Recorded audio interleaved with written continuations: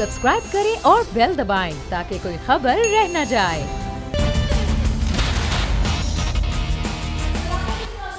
में आपको खुशामदीद कहेंगे। मैं हूं आपके साथ सहरिश जुहेब।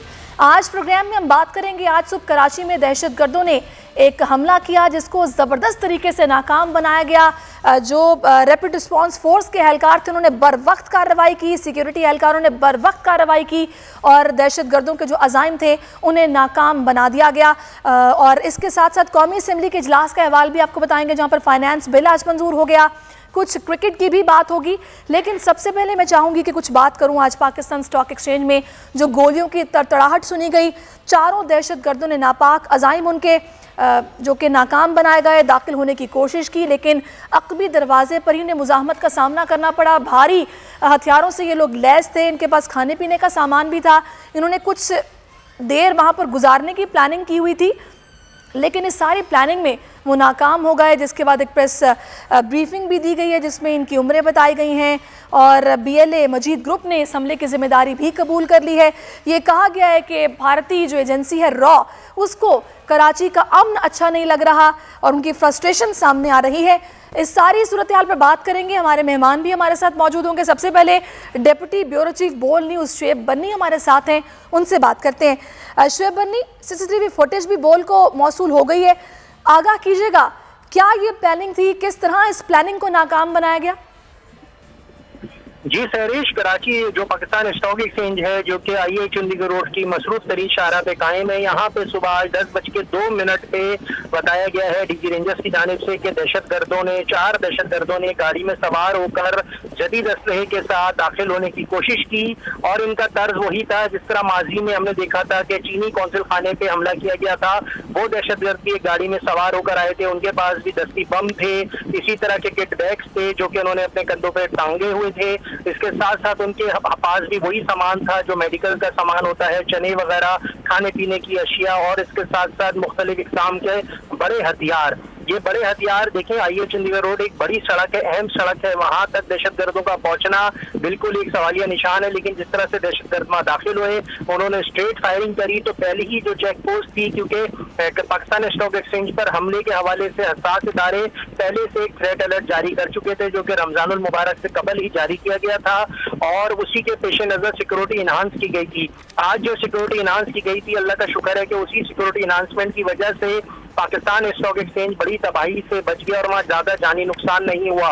दहशतगर्द जिस तरह से बड़े हथियारों के साथ दाखिल हुए, उन्होंने आते ही सिक्योरिटी चेक पोस्ट जो कि पहली ही गेट पर उनको मिली, वहीं पे उन्होंने हमला करा और वहीं पे पुलिस के जो सब इंस्पेक्टर हैं शाहिद, उनको टारगेट करके निशाना बनाया। उसके बाद वहीं पे जवाबी कार्रवाई जो हुई, जो पाकिस्तान स्टॉक एक्सचेंज का अमला था सिक्योरिटी गार्ड का, उन्होंने फायरिंग करी, पुलिस की जानिब से फायरिंग हुई और वहीं पे 2 दहशतगर्द मारे गए। 2 दहशतगर्द उसी छोटे गेट से, जो बड़े गेट के साथ छोटा गेट था, वहीं से अंदर दाखिल होने में कामयाब हो गए, लेकिन वो भी ज्यादा आगे नहीं जा पाए क्योंकि अंदर भी सिक्योरिटी बीपअप थी और अलर्ट थी और उन्होंने बर वक्त कार्रवाई की। वाज़ेह रहे कि आज पीर का दिन है जो कि पहला वर्किंग डे होता है हफ्ते इतवार की तातीलात के बाद, और सुबह में जिस तरह से ये दहशतगर्द दाखिल हुए, लेकिन हमारी फोर्सेस क्योंकि पहले से अलर्ट थी तो इन्होंने भरपूर मुकाबला किया और किसी भी पाकिस्तान स्टॉक एक्सचेंज के ब्रोकर को या सरमायाकार को कोई नुकसान नहीं पहुंचा। अंदर मुताबिक बैंक्स कायम है और ब्रोकेज हाउस कायम है, उनमें किसी के भी किसी शख्स को कोई नुकसान नहीं हुआ। तमाम जो फायरिंग का तबादला हुआ वो जो पाकिस्तान स्टॉक एक्सचेंज का जो वरांडा है, जो सहन है, वहीं पे जारी रहा और उसी तबादले के बाद ये जो सिक्योरिटी गार्ड थे उन्होंने उनको आगे बढ़ने नहीं दिया। ये जो मुकाबला हुआ ये तकरीबन 10:02 पे शुरू हुआ फायरिंग का सिलसिला और DG रेंजर्स के मुताबिक ये 8 मिनट जारी रहा। 10:10 तक चारों दहशतगर्दों को सिक्योरिटी फोर्सेस और जो वहाँ के जो सिक्योरिटी एहलकार थे उन्होंने मार डाला, जिसके बाद वो ज्यादा अंदर नहीं जा पाए और बिल्डिंग की ऊपरी मंजिलों पर भी दहशतगर्द दाखिल नहीं हो सके और कामयाब नहीं हो सके। इस वाकये के बाद कलअदम BLA के मजीद ग्रुप की जानिब से जिम्मेदारी कबूल की गई और उन्होंने सोशल मीडिया पे एक तस्वीर जारी करी जिसमें उन्होंने बताया कि ये 4 जो हमारे जो हमलावर थे उन्होंने दहशतगर्दी करी है और उन्होंने अपना सिलसिला जारी रखा। इसी हवाले से कराची पुलिस चीफ गुलाम नबी मेमन और डीजी रेंजर सिंध ने अब से कुछ देर कबल रेंजर्स हेडक्वार्टर में एक प्रेस ब्रीफिंग दी है।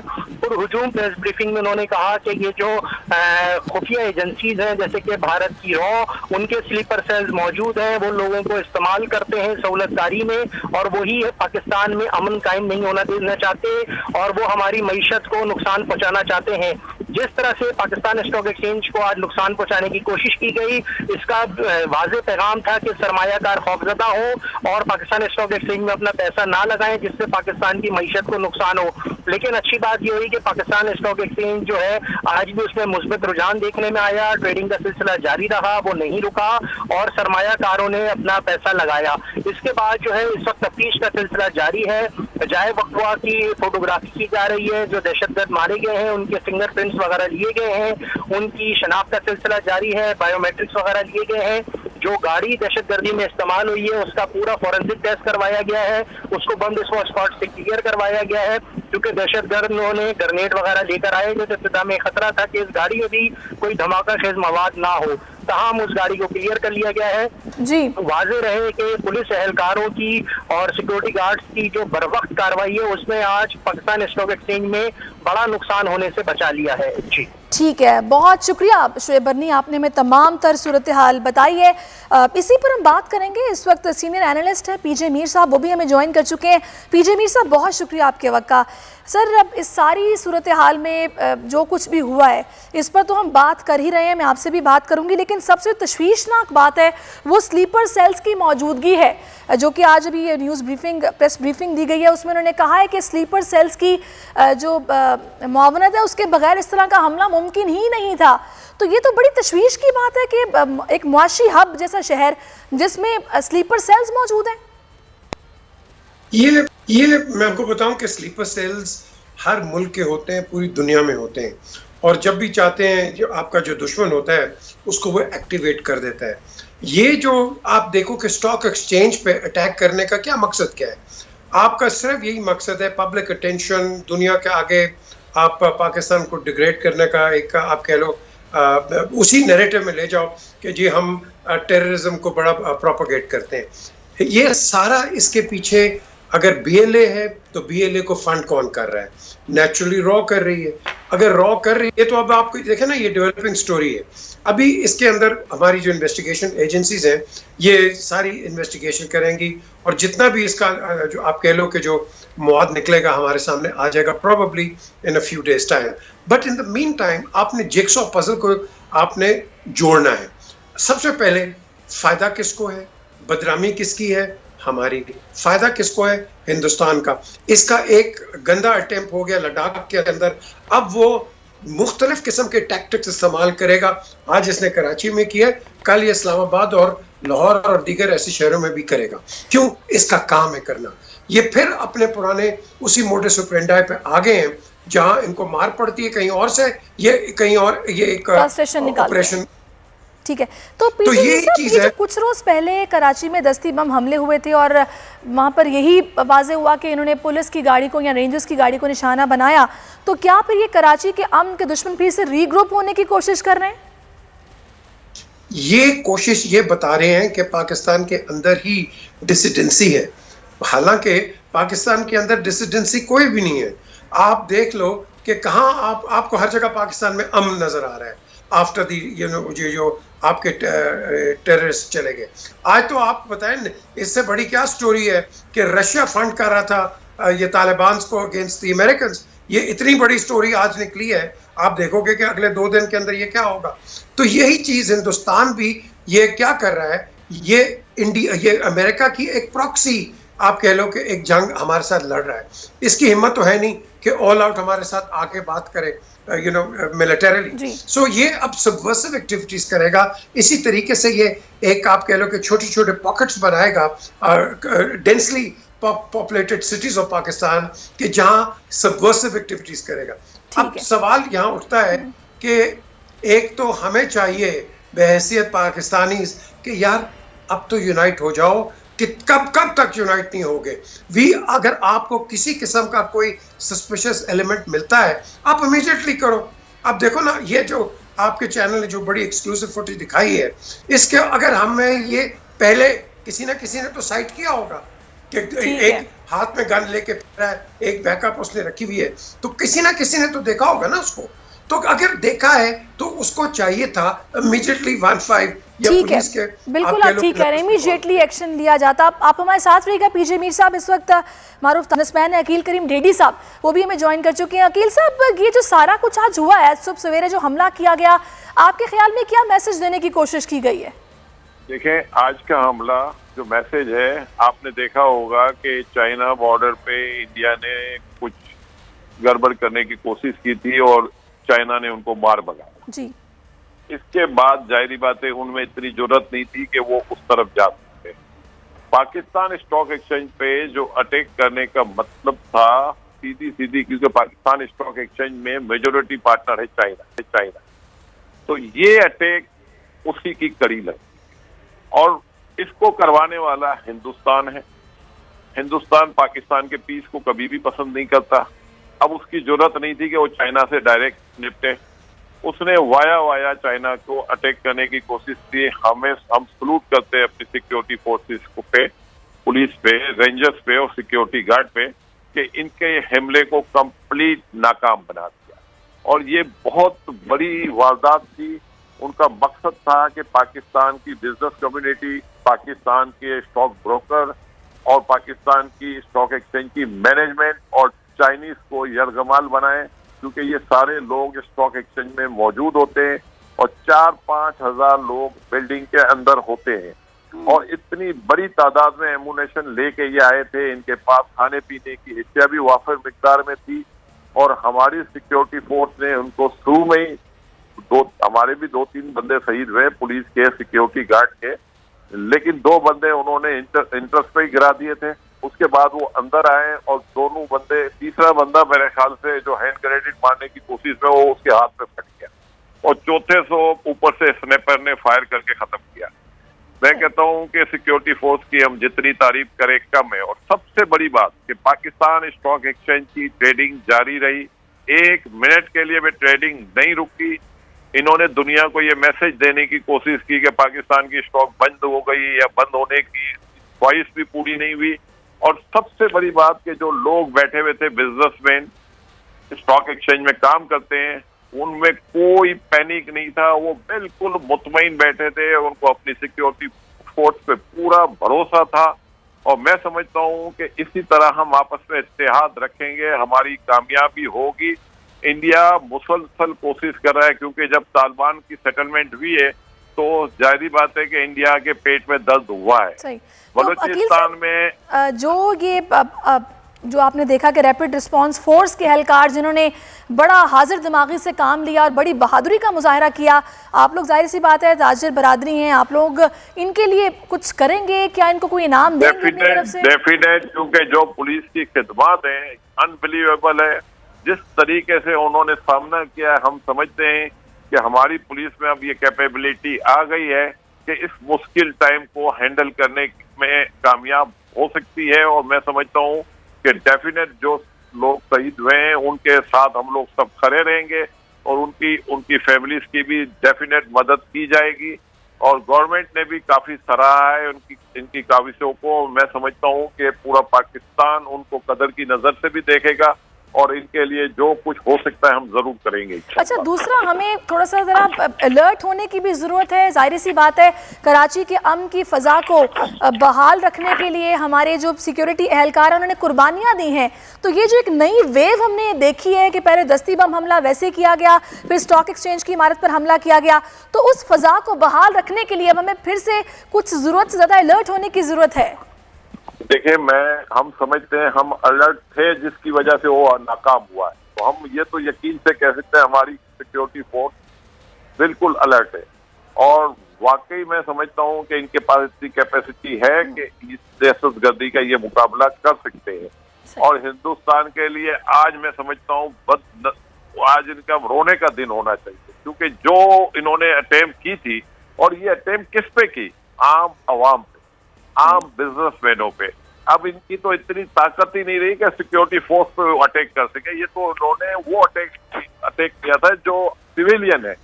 तो मैं समझता हूँ कि इनके लिए इससे शर्मनाक मकाम हो नहीं सकता, और ये बातें हमें पूरी दुनिया को बताने की जरूरत है। हर तरफ से मार खा रहे हैं। इंडिया जो है इस वक्त दहशतगर्दी एक्सपोर्ट कर रहा है, कारोबार को एक्सपोर्ट नहीं कर रहा, दहशतगर्दी को एक्सपोर्ट कर रहा है। सही, बहुत शुक्रिया अकील साहब, आप हमारे साथ मौजूद रहे, आपने अपना कीमती वक्त हमें दिया। पीजे मीर साहब, इन हालात में मेरा ख्याल है कि जो हमारी सिक्योरिटी एजेंसीज हैं उनका किरदार बड़ा क्रूशल हो गया है। मतलब आपने देखा कि इनको स्टॉक एक्सचेंज के गेट पर ही जिस तरह रोका गया, इस तरह के कितने हमले हैं जिन्हें पहले ही हम लोगों ने नाकाम बनाया। तो आपके ख्याल में ये जो एक नई वेव है, इसको रोकने के लिए या अमन की फ़ज़ा को बहाल रखने के लिए हमें कुछ मामूल से हटकर करने की ज़रूरत है और अलर्ट होने की ज़रूरत है? सर, सबसे पहले तो देखें, हमारी फोर्सेस जो है वो प्रोफेशनल्स हैं, उन्होंने जवाब दे दिया, लेकिन ऐसे मौके से हमें अपने आप को भी बड़ा क्रिटिकल होना चाहिए और सीखना चाहिए। अब आपके जो गार्ड्स हैं, नॉर्मल गार्ड्स जो होते हैं, इनका क्या काम है? आप घर के गार्ड्स होते हैं, दुकानों के होते हैं, दफ्तरों के होते हैं।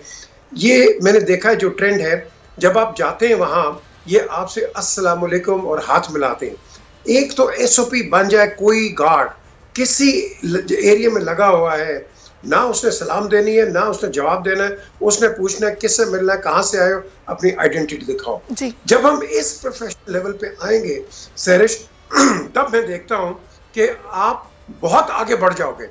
आज तो हो गया, आपने यही एक अटैक देखा था कि कराची एयरपोर्ट पे भी हो गया हुआ था। हमारी ASF ने जो कमाल दिखाया है, आउटस्टैंडिंग। यानी कि आपके कहने का मकसद ये है कि जो इस तरह के स्लीपर सेल्स होते हैं या फिर जो इस तरह की एजेंसीज होती हैं, कलदम तंजीमें होती हैं, अब वो मकामी लोगों को मुआवनत के लिए, सहूलतकारी के लिए इस्तेमाल करते हैं। तो हमें भी बड़ा क्रिटिकली खुद को अपना भी हमें मुशाहिदा करने की ज़रूरत है कि भी हम क्या कर रहे हैं। आपकी बात कुछ ऐसा ही है सहरिश? एक तो बड़ी इंटरेस्टिंग बात है, अगर ये BLA अपना रिस्पॉन्सिबिलिटी लेता है, इसको तो खुद ही अपने एरियाज के अंदर इनको लोग मारेंगे और कि तुम अपने लोगों को मार रहे हो। एक ये, दूसरा, इनको पैसा इतना मिला होगा हिंदुस्तान से कि उन्होंने कहा कि हमारा नाम ले लेना, तुम अपना नाम लेना, तुम अपना नाम लेना। अब आप ये देखो, ये डायकोटमी के BLA को भी बदनाम किया है इस हिंदुस्तान ने, जो कि बेसिकली हैं तो पाकिस्तानी डिसिडेंट्स हैं। अब इनको यहाँ इन्होंने क्या, देखो, उनको भी बदनाम किया, अपने आप को छुपा लिया। और अभी जो अकील भाई बात कर रहे थे, हिंदुस्तानी ये जो उनका जो टैक्टिक है, स्ट्रैटेजी एंड टैक्टिक, उनका क्या है? ये निहत्ते शहरियों पे गोलियां चला सकते हैं। वो कश्मीर पे भी आप देख लो, आप दलित्स के साथ देख लो, इनके साथ नागाज, मीजोस, तामिल्स, इनके साथ देख लो, और आज आप स्टॉक एक्सचेंज में देख लो। ये फोर्सेस के आगे नहीं है, क्योंकि जो अभी मैं भी बात कर रहा था, फिर बाद में अकील भाई ने भी बात की कि इनको जो वहाँ फैंटी पड़ी है ना उधर लद्दाख के अंदर, इन्होंने मुंह छुपाना है कहीं ना कहीं, इन्होंने कोई डाइवर्शन देनी है। और क्योंकि ये बहुत बड़ी न्यूज़ है कि आप एक नेशनल स्टॉक एक्सचेंज को बंद कराने की कोशिश कर रहे हो। हमें क्या पता, जिस तरह मनावन में इन्होंने किया था पुलिस बेस में लाहौर के बाहर, कि उन्होंने कब्जा कर लिया था। हाउ डू वी नो कि हमारे ये जितने भी बिजनेसमैन है, कॉर्पोरेट है सेक्टर, इसको ये हॉस्टेज बना लेते? What do we know? लेकिन हमने उसको फॉइल किया है, और ये जो चीज़ है, I think full credit to our security forces. But at the same time अब आपको चाहिए, जितने भी हमारे सिक्योरिटी एहलकार हैं, खुदा के लिए अपने कान खोल के रखें, अपनी आंखें खोल के रखें, और जो आवाम है इसको इमीडिएटली चाहिए कि कोई भी सस्पिशियस बंदा नजर आए, इमीडिएटली पुलिस को या हमें एक नेशनल सिक्योरिटी लेकिन नंबर होना पीजे चाहिए। मीर साहब, यहाँ पर जो चीज़ थोड़ी तशवीशनाक बात मुझे एक और समझ आ रही है, वो मैं समझती हूँ, ये चंडीगढ़ रोड शहर का दिल है, मतलब बीचों बीच शहर के इतनी बड़ी तादाद में असलहे का पहुँच जाना कि वो भारी हथियारों से लैस थे, वो असलहा इस शहर में एंटर किस तरह हुआ और किस तरह यहाँ तक पहुँचा, ये एक बड़ी तशवीश की बात है। ये नहीं, ऑनेस्टली इसमें सरप्राइज की बात नहीं है। आपने देखा नहीं, हम लॉकडाउन के अंदर से भी निकल जाते हैं, तो दहशतगर्द को तो हम एक मौका देते हैं। अगर हम कानून को आप कह लो कि रिस्पेक्ट नहीं देंगे, तो आपका क्या ख्याल है, ये जो दहशतगर्द और फिफ्थ कॉलमिस्ट और ये स्लीपर सेल्स हैं, ये तो बिल्कुल उसका एडवांटेज उठाएंगे। इसीलिए हमें लॉ को बिल्कुल ओबे करना है, कानून की आप कह लो हमेशा इसको बालातर रखना है, क्योंकि आप अगर तोड़ रहे हो, आपको क्या पता है पिछली गाड़ी के अंदर, जिस तरह अभी आपने सवाल किया है, हमें क्या पता है कि पिछली गाड़ी के अंदर असला भी आ गया हुआ है? What do we know? So इसलिए हमें, जब हम एज आम शहरी सिटीजन्स ऑफ द कंट्री हम लॉ को ओबे कर रहे हैं, तो फिर आप एक जो सबवर्सिव एलिमेंट है वो खुद डरेगा। उसको पता है कि मेरी गाड़ी भी चेक हो सकती है और मुझे भी बाहर निकाल के पूछा जा सकता है। सही। ये अमल पीजे साहब आप मेरे साथ रहेगा, मैं आपसे मजीद भी बात करूंगी। इस वक्त जैसा कि आप जानते हैं एक हमारे सब इंस्पेक्टर हैं जो शहीद हुए हैं और 3 सिक्योरिटी गार्ड शहीद हुए हैं। तो एक सिक्योरिटी एहलकार जिनका नाम इफ्तिखार था जो कि इस वाक़े में शहीद हुए हैं, उनकी फैमिली के साथ हमारे नुमाइंदे अवैस शाह मौजूद हैं, उनसे बात करते हैं। अवैस, यकीनन इस वक्त ये फैमिली गम से निढाल होगी, लेकिन इनके लिए फ़ख्र की बात भी है कि इनके जो प्यारे थे उन्होंने शहादत नोश फरमाई है। बताइएगा। जिस वक्त मैं NTR कॉलोनी में मौजूद हूँ, आज सुबह कराची स्टॉक एक्सचेंज पर जो दहशतगर्दों का हमला हुआ था, उन दहशतगर्दों का बहादुरी के साथ मुकाबला करते हुए इफ्तिखार वाहिद नामी सिक्योरिटी गार्ड शहीद हो गए हैं। मैं उनके घर पे मौजूद हूँ। उनका जज्द खाकी अब से कुछ देर कबल उनके घर पे पहुँचाया गया है। आप देख सकते हैं काफ़ी तंग गली है। ये सिक्योरिटी गार्ड इफ्तिखार वाहिद साहब 18,000 रुपये महीने पर यहाँ पर तैनात थे। इस कराची स्टॉक एक्सचेंज में जॉब करते थे, यानी यहाँ पर security guard, private security guard थे। और दहशतगर्दों ने जब हमला किया तो उन्होंने उसका दीवाना बहादुरी के साथ मुकाबला किया और इस वाक़े में वो शहीद हुए। उनके साहबजादे हमारे साथ मौजूद हैं, हम उनसे बात करते हैं। इफ्तिखार वाहिद साहब के बारे में बताइएगा कुछ। वो कितने अरसे से कराची स्टॉक एक्सचेंज में जॉब सिक्योरिटी गार्ड की ड्यूटी कर रहे थे? आखिरी वक्त आपकी उनकी से मुलाकात हुई थी, क्या बात हुई, आप क्या करते हैं, कितने बहन भाई हैं? हम तकरीबन दो भाई और 3 बहनें हमारी, और वो तकरीबन 10 साल से वो वहाँ पे काम कर रहे हैं कराची स्टॉक। जी। आप लोगों का आबाई ताल्लुक कहाँ से है? आबाई ताल्लुक दीर, लोअर दीर। अभी तदफीन यहाँ पे कराची में करेंगे? नहीं, कराची में तदफीन। जी। आज सुबह आपकी वाले साहब से मुलाकात हुई थी, कुछ बातचीत हुई कि किस तरह के आदमी थे, कैसा मिजाज था उनका? वाले साहब के बारे में कुछ बताएं। जी, वो सुबह नमाज के टाइम पे हमारे साथ मिले थे, और जैसे वो उन लोगों को सुबह 7 बजे जो है ना, वो काम पे जब जा रहे तो उसने मेरे को बोला कि ये आखिरी टाइम है हमारा, ये हमारा 2000 का गार्ड जो है ना ख़त्म हो रहा है। उन लोगों को 60 तकरीबन जो है ना उसकी एज, उसके बाद उन लोगों का ख़त्म हो रहा था। तो फिर उस टाइम पे जो है ना उन लोगों उसने मेरे को ये बात बताई कि आखिरी दिन है हमारे। फिर ये हादसा तकरीबन जो है ना 9 साढ़े 9 बजे के बाद ये हादसा हुआ। फर्स्ट जुलाई को जो है ना रिटायर हो रहे थे वो। जी, ये इफ्तिखार वाहिद साहब के साहबजादे थे जो कि हमें बता रहे हैं। ठीक है, बहुत शुक्रिया उबैद शाह, आपने हमें बताया यहाँ की सूरत हाल। एक छोटा सा ब्रेक लेते हैं, पीजे मीर साहब हमारे साथ ही हैं, ब्रेक के बाद वापस आते हैं।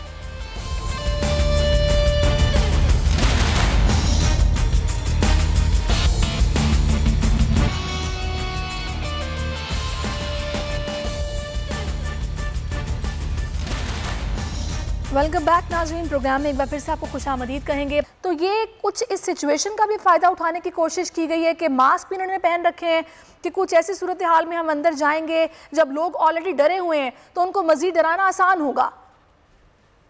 बिल्कुल सही कह रही हैं आप, ये बिल्कुल सही कहा आपने, क्योंकि बिकॉज लोग मास्क पहन रहे हैं, ज़्यादा मिकदार में पहन रहे हैं, तो ऐसे लोग ऐसी चीज़ों का फ़ायदा उठाते हैं।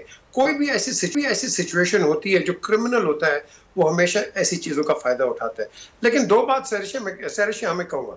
एक, देखिए, जब कोई हमारा ऑफिसर या सिपाही या कोई सोल्जर शहीद होता है तो हमें उसको सिंपैथेटिक नहीं लेना चाहिए। वो गया है इन द लाइन ऑफ ड्यूटी और उसका काम यही था। अगर हम वो रोना शुरू कर दें, सिंपैथेटिक हो जाए, इमोशनल, नो, देखो जो उनकी सर्विसेज हैं, we will never ever forget them, but वो गए हैं in the line of duty, in the defence of the state and the realm of Pakistan. हमें इस नजरिए से लेना है। हमें वो सॉब स्टोरीज और ये वो no, we don't need to give them, because ये बहादुर थे, ये जांबाज थे पाकिस्तान के, और ये मैं कहता हूँ शहीद शाहीन थे। एक दूसरा, हमें बड़ा क्वाइटली इमीडिएटली जो होता है, ऐसे जो लोग चले जाते हैं, हमें उनकी फैमिलीज का बहुत ख्याल रखना चाहिए। अब वो आप ही के रिपोर्टर ने बताया, देखो 10 साल से काम कर रहा है, 10 साल is not a small time. तो आई एम श्योर जिस तरह अकील भाई ने बात की है, I know he is a philanthropist और हमेशा ही is been helping people, but we need to be getting the stock exchange to come out and do it. इसमें एक तो आपको इनकरेजमेंट मिलती है। देखो 50,000 ले लो, 30-40 हज़ार रुपए ले लो गार्ड, इसकी क्या तनख्वाह है? ये 40,000 50,000 पे आपको अपनी जान देगा कोई नहीं। 18,000 रुपया उसकी सैलरी थी और आज 29 जून है, 1 जुलाई को वो रिटायर हो रहा था और वो ये बात अपने बेटे से बोल कर गया, लेकिन आज उसने शहादत उसको मिल गई और वो शहीद हो गया। तो बिल्कुल ये फैमिलीज़ जो हैं इनका ख़ास ख्याल रखना बहुत ज़रूरी है मेरे ख्याल में कि जिसने 1 जुलाई को रिटायर होना था उसकी तो पेंशन अभी से लगा देनी चाहिए कि उसकी फैमिली की सपोर्ट होती रहेगी। बड़ी अच्छी बात की आपने, बहुत अच्छी बात की है। ये पेंशन लगनी चाहिए, इसमें टेक्निकलिटीज आप छोड़ दें। कहने जी एक दिन पहले ये हो गया, भाई he went in the line of duty, he was serving and he should be given full pension, honours and eight the same time financial compensation. किसी का कोई चला जाता है, आप देख लो कि उसकी फैमिली क्या बेचारी रही है। लेकिन साथ साथ हमें एक और जो हमने चीज देखनी है कि अपने प्रोफेशनलिज्म और अपने प्रोफेशनल जो एटीट्यूड है इसको सख्त करना है। सहरिश हम प्रोफेशनल एटीट्यूड में नहीं है सर। मैंने पहले आपको कहा है, मैं कई जगह जाता हूँ, अस्सलाम वालेकुम जी, हाथ में आगे कर देते, और भाई that it is not your job.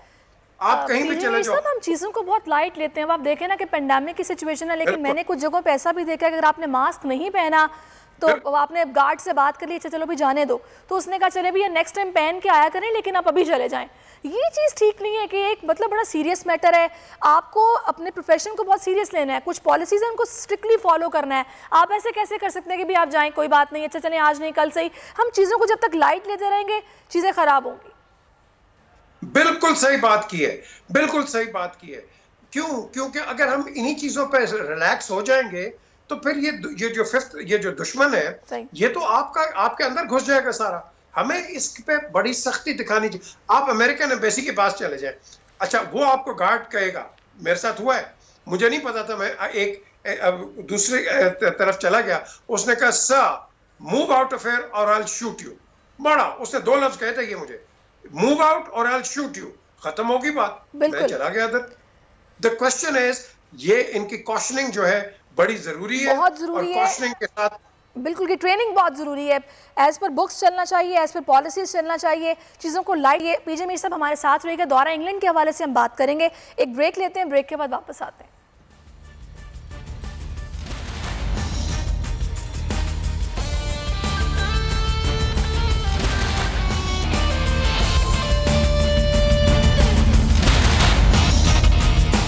Welcome back नाजरीन। कुछ मिशन इंग्लैंड के हवाले से बात करते हैं। हमारे कौमी क्रिकेटर्स ने इंग्लैंड जाना था क्रिकेट खेलने के लिए, लेकिन कोविड-19 और उसके बाद टेस्ट किए गए इंग्लैंड जाने से पहले। तो टेस्ट बहुत सारे खिलाड़ियों के, 1 या 2 के नहीं, बहुत सारे खिलाड़ियों के पॉजिटिव आ गए, जिसके बाद ये मसला बन गया कि पहले रिपोर्ट पॉजिटिव से नेगेटिव होगी फिर ही कुछ हो सकता है। तो जब उन्होंने टेस्ट बाहर से करवाए तो वो रिपोर्ट्स नेगेटिव आई, पॉजिटिव नहीं आई। इस तरह पीसीबी की रिपोर्ट्स पर सवालिया निशान लग गया।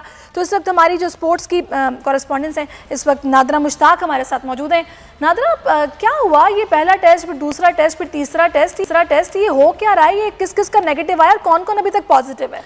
अच्छा, दूसरे जो नेगेटिव टेस्ट आए हैं 2 मरतबा जिनके आ चुके हैं, उनमें देखें हारिस रऊफ़ हैं, हैदर अली, इमरान खान और काशिफ भट्टी, इनके 2 नेगेटिव आ चुके हैं। इनको मज़ीद टेस्ट देने हैं। अगर इनके पॉजिटिव आ जाते हैं, नेगेटिव आ जाते हैं, तो फिर ये जाने के अहल होंगे। आज यानी कि जो 3rd टेस्टिंग हुई है उनमें वहाब रियाज की, मोहम्मद हफीज़, फ़खर जमान, हसनैन, शादाब और रिजवान, ये 6 प्लेयर्स हैं जिनके आज जो है, पहले उनका मनफी आया था 2nd टेस्ट, तो उनके दोबारा लिए गए हैं। तो अब जो 3rd टेस्ट है इसका रिजल्ट विद इन 24 आवर्स आ जाएगा। अगर इनके फिर नेगेटिव आ जाते हैं तो इनको कमर्शियल फ़्लाइट से जो है टीम को ज्वाइन करने के लिए भेज दिया जाएगा, और इन केस नहीं आता है, किसी का पॉजिटिव आता है, उसको रोक लिया जाएगा। क्योंकि इंग्लैंड क्रिकेट बोर्ड की डिमांड ये है कि जिनके 2 मरतबा नेगेटिव आएंगे वही सिर्फ ट्रैवल कर सकते हैं, वहाँ जा सकते हैं। फिर वहाँ जाके आपके मज़ीद 2 टेस्ट होंगे। अच्छा। जैसे वुस्टरशायर पहुँची रात को टीम, तो सबसे पहले इनिशियल स्टेज पर उनका टेस्ट ले लिया गया तमाम प्लेयर्स का। अब वो 24 आवर्स में उनके जो है रिजल्ट्स आएंगे, और फिर आफ्टर 5 डेज़ उनके जो वहाँ पर इंग्लैंड में मौजूद हैं प्लेयर्स, उनके फिर टेस्ट लिए जाएंगे 5 दिन के बाद। तो ये एक प्रोसेस है कोविड का, जिस तरह से सूरत हाल है, क्योंकि आपको मालूम है तमाम चीज़ें बिल्कुल सिनेरियो चेंज हो चुका है। अच्छा, मैं पीजे मीर साहब आपसे ये जानना चाहूँगी कि देखें, सबसे अच्छी बात तो है कि सपोर्टिंग जो अभी एक्टिविटीज़ हैं स्पोर्ट्स को लेकर वो शुरू हो गई हैं, मैदान फिर से जो हैं वो आबाद होना शुरू हो गए, बड़ी अच्छी बात है। लेकिन ये कोविड-19 की सिचुएशन में जो क्रिकेट बोर्ड्स हैं उनका एक दूसरे को सपोर्ट करना इस वक्त में बहुत ज़रूरी है। जिस तरह हमारे ऑफिशियल्स गए इंग्लैंड जाके सूरत हाल को देखा, उसी तरह जो यहाँ पर मैच शेड्यूल्स हैं दूसरे बोर्ड्स को भी आना चाहिए और यहाँ पर सिचुएशन को देखना चाहिए। एक दूसरे की सपोर्ट कितनी ज़रूरी है इस सिचुएशन में? देखें जी, बोर्ड की अगर सपोर्ट नहीं होगी तो आपका प्लेयर बिल्कुल ग्रूम करेगा नहीं, बिल्कुल आप कह लो कि वो बिल्कुल एक खोडे लाइन लग जाएगा। नंबर 1, एक तो आपने एक चीज देखनी है कि फॉर एग्जांपल इस टूर के ऊपर ये जो कोरोना के विक्टिम्स आए हैं, जो बने हैं, ये इनको चाहिए था 2 महीने पहले इनके टेस्ट कराए। इनको चाहिए था कि पहले ये इनको 1 दफा कराया, 2 दफा कराया, बल्कि 3 दफा कराया। चलो आपने करा लिया, लास्ट मिनट .com पे 11 लड़के निकल जाते हैं, that's not a very good sign, that's bad. और उसमें ये होता है कि जब आपकी टीम जा रही होती है तो अब आप जिस तरह नादरा बात कर रही हैं, वो 2 दफा और करेंगे, फिर उसके बाद 5 दिन के बाद और करेंगे। The question is because they don't have faith on our system. So ये चीज हमें पहले करनी चाहिए थी। लेकिन what I want to say is कि यहाँ पाकिस्तानी जर्नलिस्ट कोई नहीं टीम के साथ गया, भाई क्यों नहीं गया?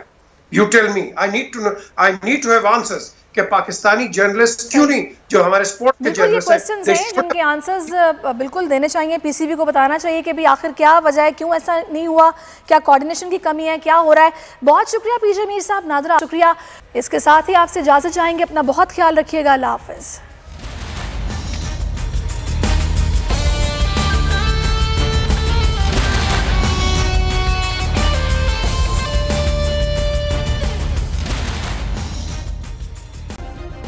सब्सक्राइब करें और बेल दबाएं ताकि कोई खबर रह न जाए।